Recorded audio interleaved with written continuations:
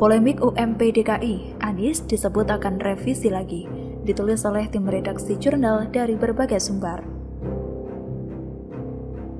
Demikian ketika itu tetap kita putuskan karena ternyata dalam perundingannya belum final, tapi kami dibatasi waktu harus mengumumkan. Paksa diumumkan dengan angka yang ada. Dalam perjalanan kami mencoba mencari solusi dengan cara mengajukan surat ke Kementerian Tenaga Kerja untuk formulanya dirumuskan. Menetapkan upah minimum itu harus sekali lagi, harus berdasarkan kesepakatan bersama hubungan tripartit. Jadi mekanismenya yang ditempuh Pak Anies itulah yang tidak benar. Itu yang kita persoalkan gitu ya. Untuk kesejahteraan, untuk ngasih makan orang, untuk gaji, untuk menghidupi keluarga saya dukung. Gitu. Kalau saya itu aja, dukung saya.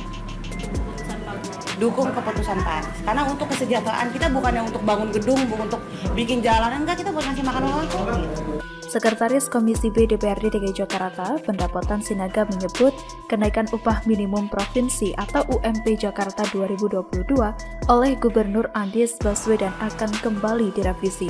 Dilansir dari CNN Indonesia, hal tersebut ia sampaikan setelah mendapatkan kabar dari Kepala Dinas Tenaga Kerja, Transmigrasi, dan Energi atau Disnaker Trans DKI Jakarta Andriansyah. Pendapatan mengatakan kenaikan UMP 5,1% tersebut belum final. Selain itu, sampai saat ini juga masih belum ada kepastian hukum ihwal revisi UMP yang dilakukan oleh Anies Baswedan. CNN Indonesia telah menghubungi Kepala Disnaker Trans DKI Andriansyah untuk mengkonfirmasi pernyataan pendapatan, namun yang bersangkutan belum merespon.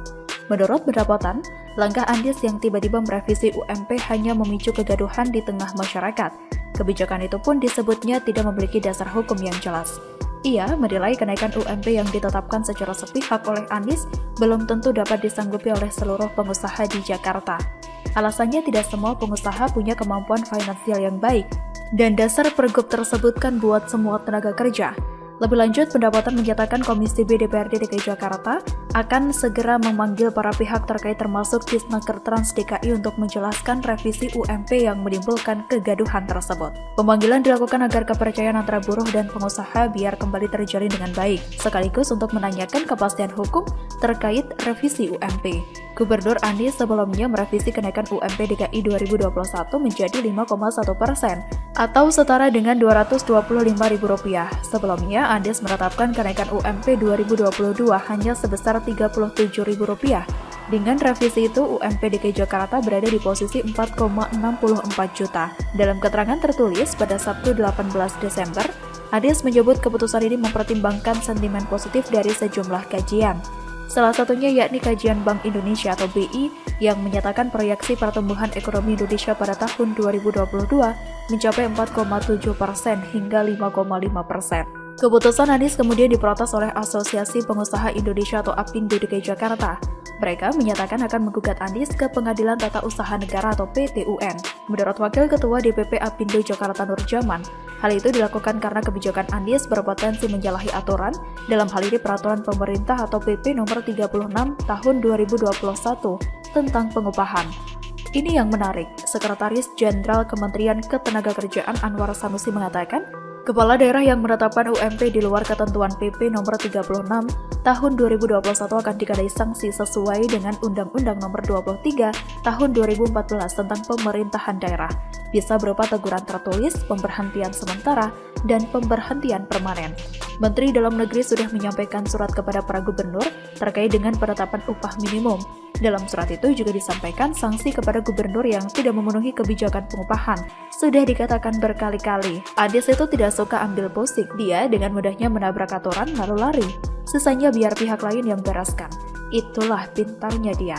Dengan menaikkan UMP seenaknya tanpa mengacu pada aturan, artinya Anies menambah masalah dan secara tidak langsung melempar tanggung jawab ini kepada pemerintah pusat. Dan kini setelah menabrak aturan seenaknya dan berpotensi terkena sanksi, malah mau direvisi, mau lari dari hukum, atau mau lepas tangan.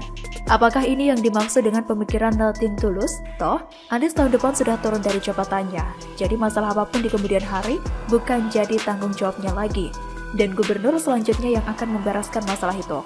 Dengan kata lain, Anies baik sengaja maupun tidak sengaja akan meninggalkan masalah buat penggantinya. Sedangkan Anies dengan senyum menggelikan akan panen pujian dari kebijakan yang seenak jidat. Beberapa kali Anies menabrak aturan demi kepentingannya, berkali-kali dia ingkar janji. Yang penting kaya asal Bapak senang dan dia dapat untung, peduli amat dengan masalah di kemudian hari. Yang penting dia panen pujian, yang lain panen hujatan.